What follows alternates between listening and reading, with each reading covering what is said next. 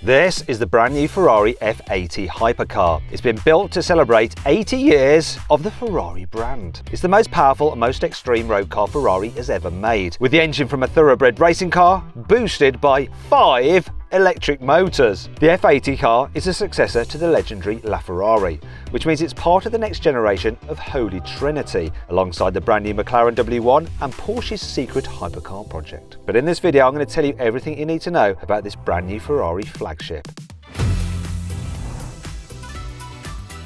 The new Ferrari F80 has big shoes to fill. It has to look more extreme than the LaFerrari, which is one of the wildest looking cars ever designed, and it has to turn more heads than the McLaren W1. But Ferrari has a big problem, and it's all to do with billionaires. Specifically, the kind of people who order completely bespoke one-off Ferraris like the SP8 Roadster and the KC23. These owners would probably get their prancing horse knickers in a twist if a production Ferrari turned more heads than their one-off hypercars. That could explain why the new F80 doesn't have the same visual shock value as the LaFerrari did when it was revealed in 2013. The black band across the F80's nose looks very similar to what you get on the new 12-cylinder Grand Tourer, and the front end doesn't have anywhere near the same impact as the pointed design on a LaFerrari or an Enzo. It's the same story down the side.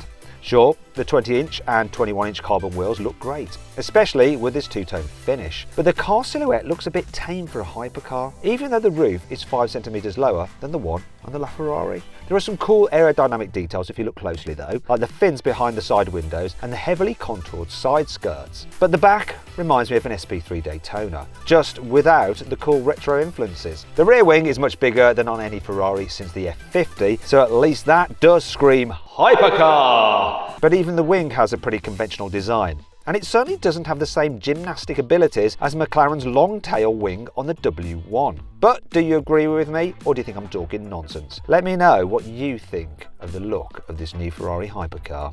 If you thought the F80's bodywork was divisive, wait until you hear about the engine, because it's going to make some people very angry.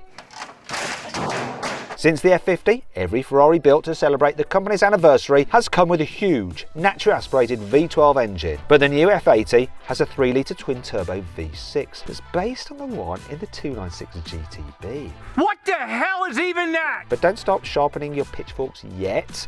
This is actually one of the best engines Ferrari has ever made. I absolutely love it, to tell you the truth. And a version of this V6 appeared in the 499p hybrid hypercar, which won the Le Mans 24-hour race twice. That car's engine is limited to 680 horsepower because all sorts of boring rules and regulations just make it so. But the F80's twin-turbo V6 is unlimited by such regulations. It revs to 9,200 RPM, which is the same as the V8 in McLaren's W1, and only 50 RPM shy of LaFerrari's screaming V12. This V6 can handle combustion pressures 20% higher than in the 296, and it comes with electric boosted turbochargers like the AMG1. These use two powerful motors to instantly spool up the turbos to provide immediate boost even at low revs. But let's cut to the chase. How much power does this car make?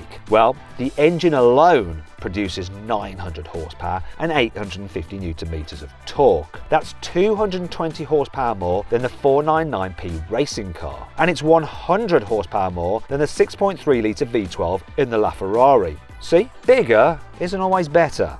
But that's not all, because the new F80 is a hybrid. It doesn't use a single electric motor like the old LaFerrari or the McLaren W1. Ferrari has given it a similar system to the SF90 and the 499p. So, as well as 2 electric motors that help spool up the turbos, you get 1 motor at the back to help drive the rear wheels and 2 motors driving the front wheels. There's no electric-only drive mode. Ferrari says that wouldn't be in keeping with the car's mission. These motors are only there to boost the V6 power's output, which they do by 300 horsepower combined. This means the F80 produces a whopping 1,200 horsepower in flat-out qualify mode. That's more than any Ferrari road car ever.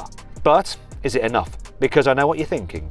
This new Ferrari has all-wheel drive and electric turbos and a tri-motor hybrid system, so surely it's going to be really heavy. Well, Ferrari has thought about that, and it developed a completely new carbon chassis for the F80 to try to keep the weight down. It's light, stiff and narrow, although this had a very strange effect on the interior.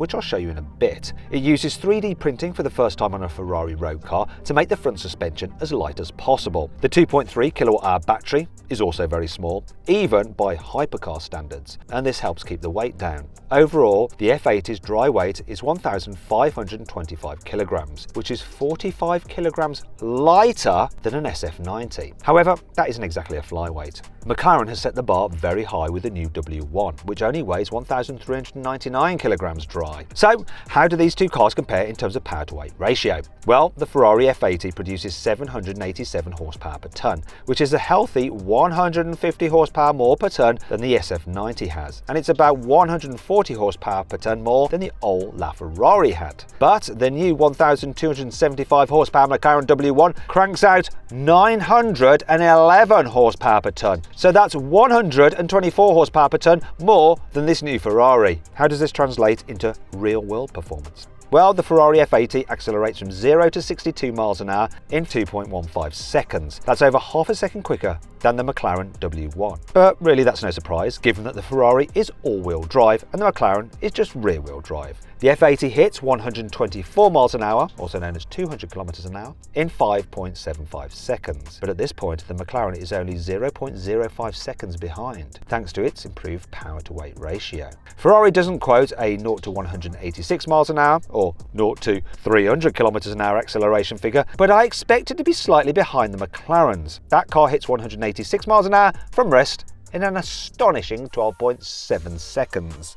That is quicker than a Bugatti Chiron. Ferrari says the F80 has a top speed of 217 miles an hour, so you wonder why they didn't bother quoting that figure. Is it because they know it's not as good as what the McLaren can do? I believe it probably is. Anyway, the top speed of 217 miles an hour is still impressive, isn't it? It's fast, but it's not exactly headline news these days. Koenigsegg and Hennessy are knocking on the door of 300 miles an hour with their latest hypercars. And General Motors has just cracked 233 miles an hour in a stock Corvette ZR1.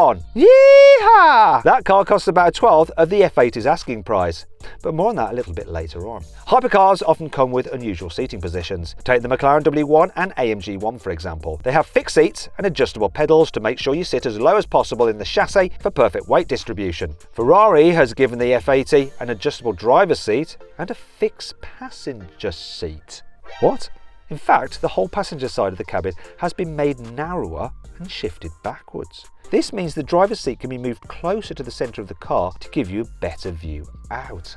Oh, that makes sense now. It's similar to the layout of the 499p racing car, which has some space beside the driver, even though it's not designed to carry a passenger. The rest of the F80's cabin is more luxurious than your average endurance racing car, but there are plenty of design cues borrowed from Ferrari's Le Mans hypercar program, such as the square steering wheel, which also has physical buttons on it rather than haptic controls like the SF90. They're really annoying, I hate them. However, despite the analog controls, the rest of the F80's cabin is a bit of a scream fest. And my experience of infotainment systems on Ferraris is a little bit Anyhow, let's go on to something Ferrari is brilliant at.